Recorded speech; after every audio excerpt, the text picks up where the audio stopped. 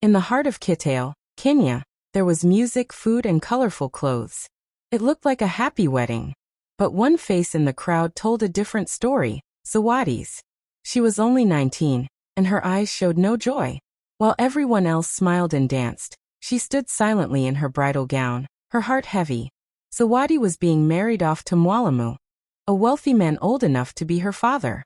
Her father beamed with pride, not because his daughter found love, but because he was receiving cows, money, and respect from the village. To him it was a good deal. To Zawadi, it was a cage. She didn't choose this life. No one asked her what she wanted. She loved school. She dreamed of becoming a nurse. But all of that was pushed aside for tradition and wealth. The wedding went on, but Zawadi's spirit was quiet. Her smile was missing, her laughter locked away. It wasn't her wedding, it was her sale.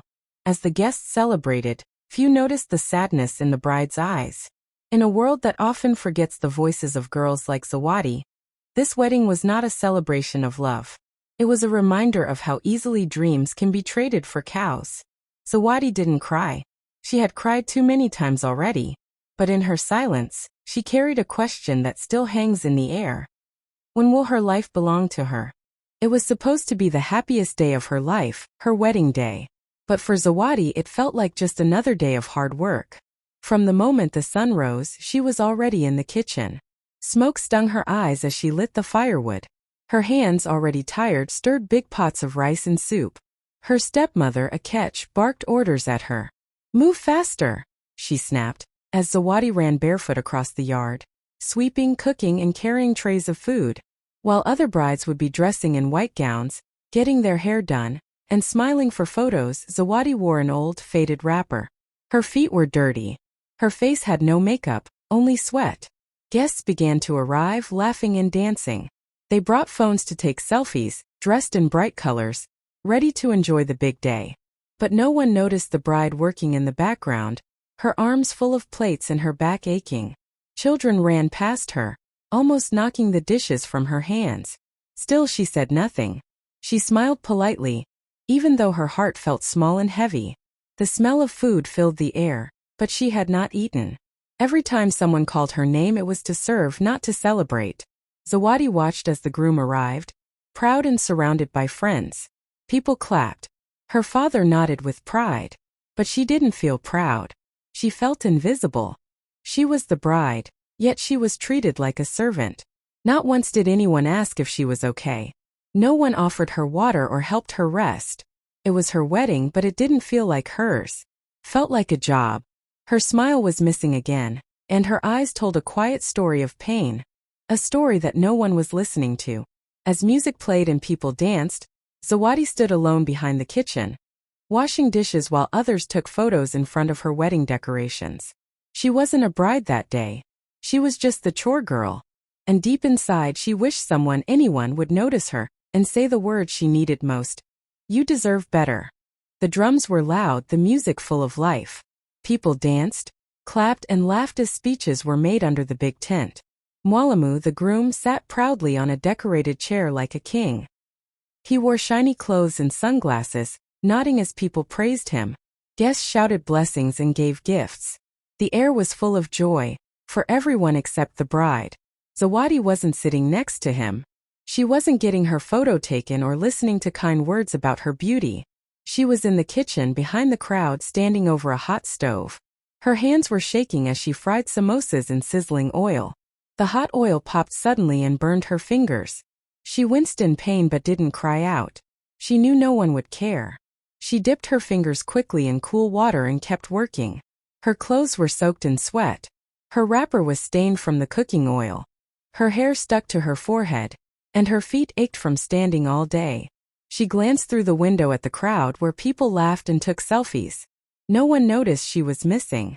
She bit her lip, holding back tears, and whispered quietly to herself, "Is this my forever?" Her heart felt heavy. She had dreamed of love, freedom, and choosing her own future. But all she got was silence, chores, and pain. As the music grew louder, her world felt smaller. She wanted to run, but there was nowhere to go. She wanted to scream, but her voice felt locked inside. So she stayed there, frying samosas, hiding her tears behind the smoke. While everyone else cheered, Zawadi cried inside. Not for the day, but for the life she never got to choose. The wedding party was in full swing. Laughter filled the air. Plates clinked, children ran around with juice boxes, and everyone was eating well. Beef stew, rice, chapati, and samosas. Music played loudly, and Mwalimu sat like a king at the head table, smiling wide, full of pride. No one noticed Zawadi standing in the corner, her hands still smelling of smoke and cooking oil. She was too tired to cry now, too numb to feel. Then suddenly everything changed. A black SUV rolled up to the compound. The engine went silent, and all eyes turned to the entrance. The car door opened, and out stepped a tall woman dressed in a clean white suit. Her heels clicked softly on the dusty ground. Her face was calm, but her eyes were sharp, like she could see through walls. She walked slowly, gracefully, with purpose. People whispered to each other, unsure who she was. "I'm looking for Zawadi Nanjala," the woman said, her voice gentle but firm. The music stopped. Everyone froze. Some dropped their spoons. Mwalimu blinked. Akech stood up quickly, her face tight with anger and fear. "Why are you looking for her?" Akech asked sharply. The woman looked at her, then turned back to the silent crowd. "Because," she said clearly, "I believe she's been lied to her entire life." Gasps filled the air. Guests looked at each other in confusion. Zawadi peeked from behind the kitchen door. Afraid, confused, and curious all at once. Her heart beat fast. Who was this woman? Why was she looking for her? And how did she know her name? For the first time all day, Zawadi saw the crowd stop and turn toward her. The bride was finally being noticed, not for what she was doing, but for who she might truly be. And somewhere deep inside her, a tiny flame of hope flickered. Maybe, just maybe, this was not the end of her story, but the beginning. Everyone at the wedding stood still, eyes fixed on the tall woman in white. Zawadi's heart pounded as the woman stepped forward and looked directly at her. Her voice was calm, but her words were powerful. "My name is Dr. Luwiza," she said. "I am a human rights lawyer, and I've come here today with the truth." The guests looked around in confusion. Mwalimu frowned. Akech's hands began to shake slightly, but she crossed her arms tightly and said nothing. Dr. Luwiza turned to the crowd, then slowly looked at Zawadi. "Zawadi," she said gently, "you are not Akech's daughter. She is not your real mother." Zawadi froze. Her breath caught in her chest. She had always wondered, always felt different, like she didn't belong. But no one ever gave her answers. Dr. Luwiza continued, "Your biological mother, her name was Mama Halima Nanjala, was a landowner. She owned a large piece of land right here in Kitale. But after she died suddenly, someone tricked her into signing her land away while she was very ill." Gasps filled the air. People whispered and pointed. Akech looked down, her face suddenly pale. "And that someone," Dr. Luwiza said, "was Akech. She lied to the court. She kept you as her stepdaughter, made you do chores, and hid your true identity. But the truth has come out. Zawadi, you are the rightful heir to your mother's land and name." Zawadi felt dizzy. Her legs shook. All her life, she had been treated like a servant, like nothing. But now this woman, a stranger, was telling her that she came from strength, from legacy, from something powerful. Tears filled her eyes. But this time they were not from sadness. For the first time, Zawadi saw a different version of her life. A life with choices. A life where she was not sold for cows, but where she stood tall like her mother once did. Everyone at the wedding stared at her. But now she didn't feel small. She didn't feel invisible. She felt seen. And maybe, just maybe, her forever was about to change. Zawadi stood frozen. Her mouth was slightly open but no words came out. Everyone stared at her, waiting for her reaction. Her hands shook, and her eyes searched the faces in the crowd. She looked at Dr. Luwiza, confused and overwhelmed. "No," she whispered. "This can't be true. Ketch raised me. She told me my mother died poor and left nothing. I was lucky to have a home." Her voice trembled as she spoke. Dr. Luwiza stepped closer and gently opened the folder she was holding.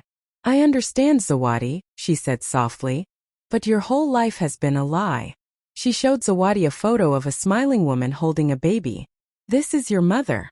And that baby is you." Zawadi stared at the photo, tears forming in her eyes. Her fingers slowly reached for it, her breath short and shaky. Dr. Luwiza then showed her a second document. A DNA test result with Zawadi's name printed clearly. "This proves you are Halima Nanjala's biological daughter," she explained. "And here," she said, handing her an old leather-bound book. "This is your mother's journal. She wrote about you, her daughter she loved deeply, and how she feared the people around her wanted to take everything away." Zawadi's knees gave out. She fell to the ground, crying, her heart breaking into pieces. Her whole life, every slap, every chore, every insult, every moment she felt worthless. All of it came crashing down. She had been lied to, used, abused, and stripped of her birthright. And now, in front of everyone, the truth was finally out. Gasps spread through the crowd. People began whispering and murmuring. Some looked at Akech with disgust. Others looked at Zawadi with sadness. The music had stopped, the joy had faded, and silence took over. Zawadi covered her face with her hands, sobbing quietly. She wasn't just the girl in the kitchen anymore. She was a stolen daughter, a forgotten heiress. And finally, for the first time, the world was starting to see her truth. Zawadi wiped her tears slowly, her hands still shaking as she held the photos, the DNA file, and the old journal. Her legs were weak, but something inside her had shifted. A new kind of strength was rising. She stood up, quietly at first, and began walking toward the center of the wedding crowd. People moved aside, whispering, their eyes wide with shock. Mwalimu looked confused. Akech looked nervous. The music had stopped long ago, but now the silence felt even louder. Zawadi stepped into the middle of the celebration, holding the papers tight in her hands. Her voice cracked, but she spoke clearly for everyone to hear. "This wedding is cancelled," she said, her eyes locked on Mwalimu. Then she turned to Akech. "And so is your control over me." Gasps filled the air again. Dr. Luwiza stepped beside Zawadi, holding a thick file of documents. "By order of the court," she announced, "this wedding is illegal. Zawadi is a minor, and she is the rightful heir of her late mother's estate. We have filed criminal charges against those involved in deceiving and exploiting her." As she finished speaking, the sound of sirens filled the air. 2 police cars rolled into the compound. Officers stepped out quickly and headed toward Mwalimu and Akech. Mwalimu's face turned pale, and without warning, he turned and tried to run. But he didn't get far. The police stopped him at the gate. Akech screamed, shouting, "She's mine. I raised her. She owes me everything." But the crowd didn't believe her anymore. Neighbors, once cheering for the wedding, now looked away in shame. Zawadi stood quietly, still holding the journal close to her chest. The bride who once served food was now standing tall, her truth shining for all to see. The wedding was over, but her story was just beginning. As the police took Mwalimu and Akech away, the compound was buzzing with shock. But that was only the beginning. Within minutes, flashing lights from news cameras lit up the yard. Reporters from all over Kitale arrived, microphones in hand, stepping over flower petals and spilled soda. Cameramen filmed the once decorated wedding ground that now looked like a scene from a courtroom. The story was spreading fast. People were already calling it the wedding that was never meant to be. One journalist stood in front of the camera and began reporting live. "We are here in Kitale, where a brave young girl named Zawadi has just stopped her own forced marriage with the help of a surprise visitor, a human rights lawyer, Dr. Luwiza. What started as a celebration has turned into a shocking legal twist." Phones rang all over the village. Videos of Zawadi holding court documents and declaring, "This wedding is cancelled, and so is your control over me," were already trending online. People who once ignored her now watched her in awe, some in tears. The Kitale bride was now a symbol of courage. Zawadi, still holding her mother's journal close, stood quietly as officers gently guided her toward a police vehicle. But this time it wasn't for punishment. It was for protection. She was being taken into safe custody, away from harm, away from lies. She looked out the window one last time, watching the wedding tent fade behind her. Reporters shouted her name, asking questions, but she didn't say anything. She didn't need to. The world was finally listening. Her voice had already been heard. The bride who once served samosas in silence was now on every news screen, not as a victim, but as a survivor, ready for a new chapter that truly belonged to her.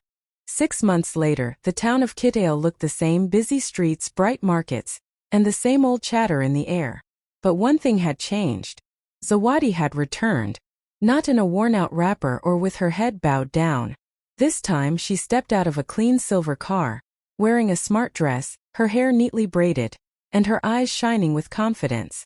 People turned to look and some whispered, "That's her, the girl from the wedding." But she was no longer just the girl. She was now a woman with purpose. Zawadi had spent months in Nairobi, healing and learning. With the help of Dr. Luwiza and her late mother's lawyers, she claimed back everything that was taken from her: the land, the name, and the truth. But Zawadi wanted more than just land and papers. She wanted to make sure no girl ever went through what she did. So she took her pain and turned it into power. At the edge of her mother's land, a beautiful new building stood proudly, painted in soft colors with wide windows and welcoming arms. It was a center for girls who had escaped child marriage, just like her. Zawadi stood in front of the crowd on opening day and spoke clearly, her voice steady. "I named this place the door that opened, because on my worst day, someone opened a door for me. Now I will do the same for others." Girls clapped. Some cried. Women from all over Kitale came to thank her. She was no longer the invisible bride behind the kitchen. She was Zawadi Nanjala, landowner, leader, and protector. And when she walked through the gates of the center, little girls ran up to hug her. They didn't see her as someone broken. They saw her as hope.